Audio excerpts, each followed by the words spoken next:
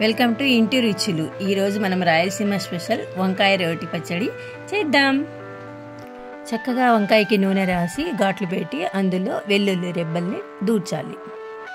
ఇలా నేను చూపిస్తున్న విధంగా వంకాయను, ఉల్లిపాయ, టమాటా, పచ్చిమిర్చి అన్నీ స్టవ్ పైన బాగా కాల్చుకోవాలి.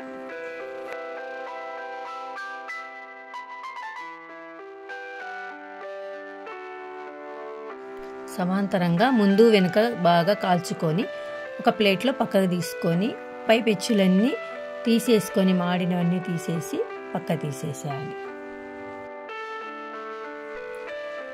చూస్తున్నారా, చక్కగా మగ్గిపోయింది, లోపల నుండి పొగలు వస్తున్నాయి. చూసారా, వంకాయ, ఉల్లిపాయ, టమాటా, పచ్చిమిర్చి అన్నీ బాగా మగ్గిపోయినాయి కదా. ఇవన్నీ వేసుకొని రోటిలో వేసుకొని మంచిగా గ్రైండ్ చేసుకోవాలి. మీకు రుచికి తగ్గట్టు సాల్ట్ వేసుకొని మంచిగా రోటి పచ్చడి అన్నాం కదా, రోట్లో వేసుకొని చేస్తేనే అద్భుతమైన రుచి వస్తుంది. రోట్లో దంచిన వంకాయ పచ్చడికి పోపు పెడితే సరిపోద్ది.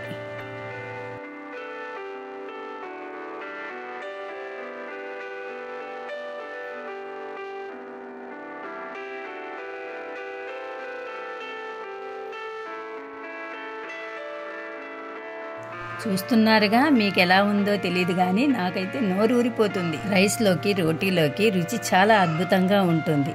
ఇది మన రాయలసీమ వంకాయ రోటి పచ్చడి. సబ్స్క్రైబ్.